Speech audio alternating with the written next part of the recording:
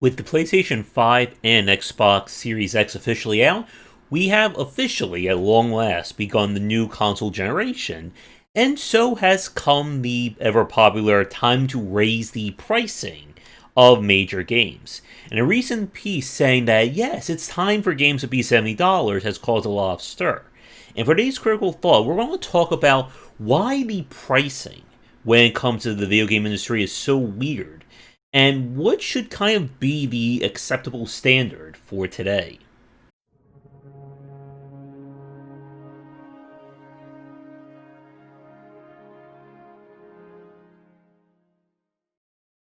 The game industry has grown in leaps and bounds over the last decade in terms of the sheer number and quality of games being released. And during that decade, we've seen a very big shift in what it means to price and try and sell games. And make no mistake, there is no magic formula when it comes to figuring out how much a game is worth. If there were, we would be having huge discussions on it. And it's always just been a case of what game is being sold for the most, and can we come close to it? And this has been a very big point about the AAA industry, that developers have been trying to chase ever-increasing amounts of money for their titles. Back in the 90s, games were routinely $79, $89. Things, of course, when the economy started to shift downward, we saw pricing go further down to the $60 range. We've seen developers try and fight pre-owned games. And of course, with the rise of the independent scene, we've seen titles go down to $5.99, free-to-play, games as a service, and so on. But one of the things that happened over the last decade with the rise of digital stores has been this massive devaluing of video games. For right now, we are entering, the fall, end of the year, Black Friday super sales season. And in the span of a week, I spent about $100 and got 15, 20 different games just right out of the blue. Were they all super high quality games? No. But that's another 15, 20 games I get to add to my backlog of over, right now, 900 games I haven't played yet. And the point is, it is far easier today to have video games to play than it was 15, 20 years ago. And there's been this major change in terms of how do you price a video game. Now, we were talking 5 years ago, maybe a little bit more than that, it would have gone like this. People expected to pay $4.99 was the acceptable price for an indie game. $10 to $12 was considered, okay. $14 to $16 was, you're getting way up there. And anything more than $20 was considered, a huge faux pas for developers. And I don't know if you can hear it right now, but there's an indie dev somewhere either laugh crying or cry laughing out of that description. And this led to this whole idea of the indie bubble bursting, the indie apocalypse, and other scary terms as well. Now, the good news is that things have been changing with popular games such as Disco Elysium, the Desperados sequel, and even more indie games being released at a higher quality. We've been seeing this upward trend when it comes to indie pricing.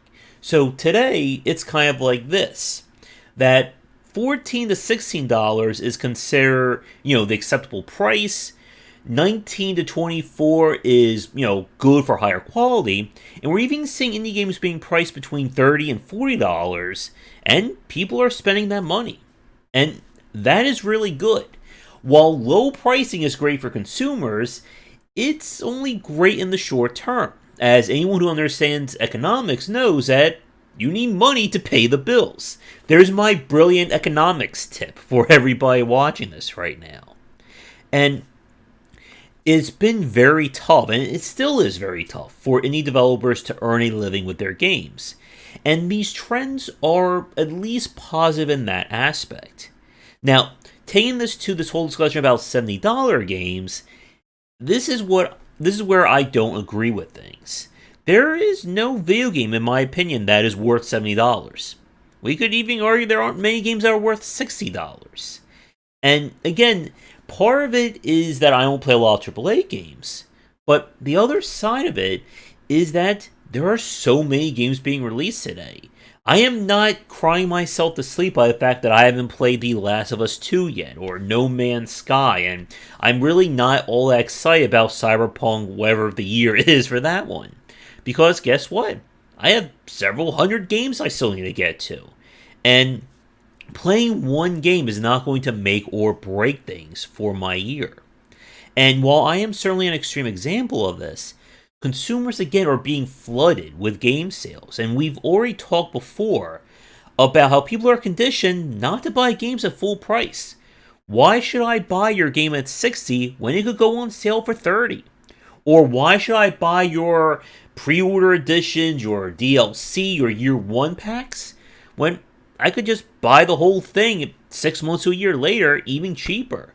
As a really good case in point with Doom Eternal up there, that I'm waiting for a sale on the year one edition, or just the year one season pass or the DLC, and people are selling the complete edition for $24 right now, $25. And I can't really go for that because I already own the game. I can't exactly attach a second CD key there. But again, the point stands. There really aren't any games that are worth $70.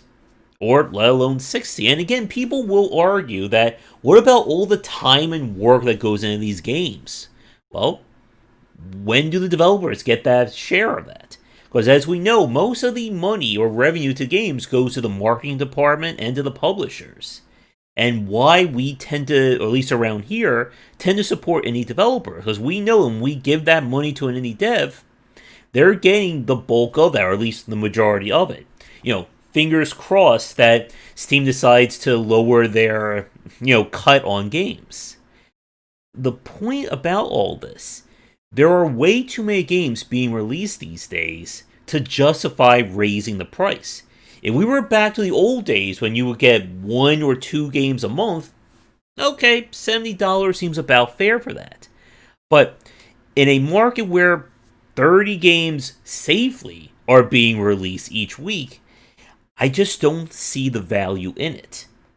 And there's still that question that developers, or at least the AAA industry, has to answer. What makes your game worth $70? You can't tell me it's graphics anymore because games still looked amazing for $60. You can't tell me it's story because I played some amazing story-enriching games from the independent scene. And, stuff like people loving the story of Marvel Spider-Man, The Last of Us, Horizon Zero Dawn, God of War, that means nothing to me because I've seen games that do even more than that in the smaller space. You can't tell me it's about DLC and downloadable content because that means you're spending more than $70. And it's a tough question to answer, and why most people aren't biting when it comes to answering that question. And let's not, of course, forget that we're right now in the middle of a pandemic and people don't even have as much money as they used to. And these are all very valid points about the industry. Now, with that said, a few minutes ago, we talked about kind of raising the price when it comes to independent games, and I am very much for that. I don't think, as an indie developer, you should be pricing a game at, $10, $2, 99 cents for your game. But that raises another topic we need to discuss. Because there are developers who have been making games on the lower end of the scale. $5.99, $3.99, very simple titles that they're not going to wow you, but they're very workmanship-like. They're there for a specific kind of gameplay loop, they're over before you know it, and, it's a very fun afternoon or evening game. But here's the problem, though. Are those games still worth it? Is a $5 or $4.99 game even valid in today's market?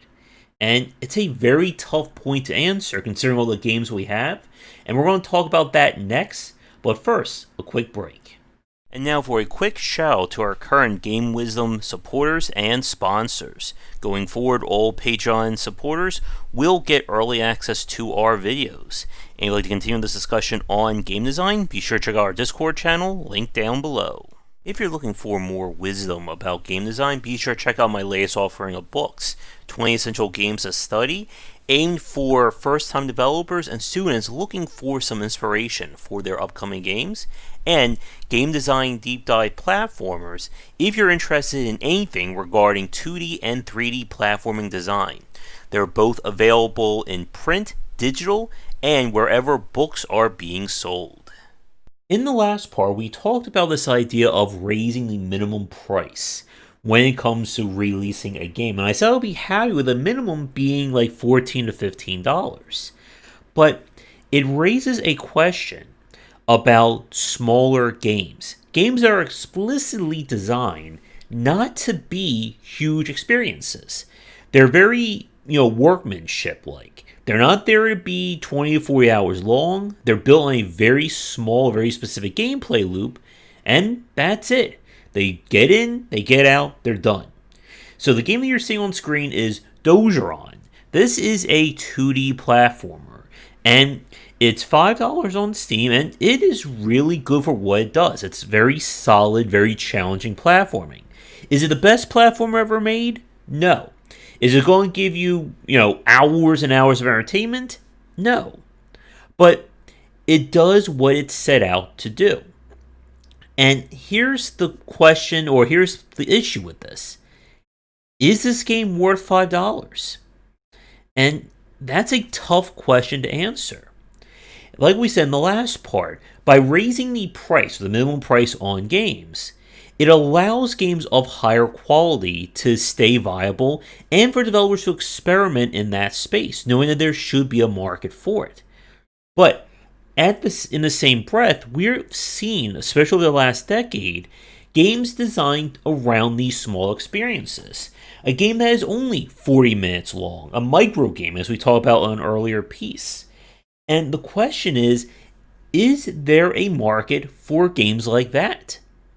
And I'm not sure if there still is. Now, I know somebody will comment and say, well, there are plenty of high-quality games that are very small in scope, like Dozer on here. But therein lies the problem. When we talk about pricing, again, there is no set standard. Again, every game's development is different, so we can't put things, like engine use or time spent in game dev as a metric for dictating price. Like we said in the last part about trying to raise the price up, that there really isn't anything that we could say that justifies raising the price from 60 to 70. But in that same vein, is there anything here that would justify having a game or pricing a game at this level? Now again, I'm sure a developer, and just like anyone else who price their games on the lower side, understands that there isn't enough here in that game to justify, a $20 or $30 price tag. But is there even a market that can survive with games this price low? And the problem, again, comes with the consumer perception. If I were to tell you there's an amazing game that has hundreds of hours of gameplay, it's the best game you've ever played and it's only $1, what's the first thing that comes to your mind? I'm sure it's going to be something like, what's the catch? And that is that issue that we run into with trying to put a price or value to a product like this. That there comes a point that if you go too low, people think that you're trying to rip them off. And like we've said, or as we've seen, there are plenty of indie games that come out and then they disappear because the quality is not there, no matter what the price tag is for that game. And while you can certainly price something higher end, and if it justifies it, it's going to be a success, you can price your game so low that nobody wants to look at it because they don't trust that price. And this is the other point when we talked about the devaluing of games, thanks to game sales and everything along those lines. I could spend $3, $4 on a game, or I could spend a few more dollars and get a $20 or $30 game on sale during the holidays, or even find a $20 game for $10. And like we said, price does not dictate quality. There are plenty of beautifully amazing looking and amazing to play games at $10. Just as there are derivative titles at $20, $30, $40. Again, price really doesn't mean all that much in the grand scheme of things. Again, with enough game sales, you can find almost any game at discount at some point. It just depends on how long you're willing to wait. And with so many games being released these days, we can wait a very long time. Right now, as I'm recording this video, I know there are people just eagerly awaiting to play Cyberpunk, or who want to check out The Last of Us 2, Ghost of Tsushima, and so on. I am more than happy to wait for those games to be priced at $15, $20, maybe less. And again, I know somebody right now is going to get ready to comment saying that that will never happen. I'm just being hyperbolic or hyperbole. But guess what? I found Doom 2016 for $20 after 6 months. I bought Doom Eternal for $25. And any game is not going to retain its full price for long. That is unfortunately just the nature of the market. And here's again that dirty little secret. You can lower your game price no matter how many times you want, but you cannot raise it up. At least not under very specific circumstances. Like what we saw with Shovel Knight when they re-released the game as kind of the Everything Edition that you can get with all the DLC. But again, that's more an exception to this rule.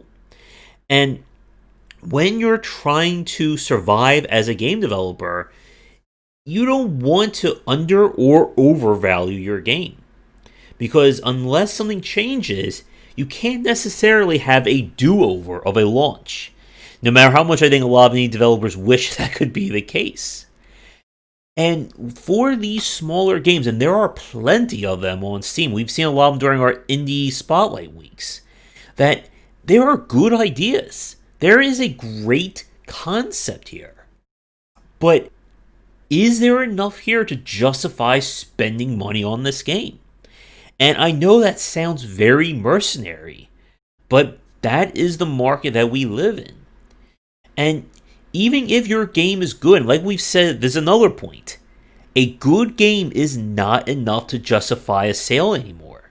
Because there are plenty of good games out there. There are dozens, if not hundreds, of good games. But there's only a handful that are outright amazing. And sometimes those games don't even get the same time of day because maybe they got overlooked. And while things are improving, it's still a long way, I'm afraid, from being great for everybody involved. So my question for everyone watching this right now, can you think of games that you felt undersold? As in, this is such a good game, why is this game only $2, $5, $10, anything like that? And are there any games, well, I'm sure there are games for you guys, that you felt the developer priced it too high for what's there? And again, when we say what's there, that is incredibly subjective.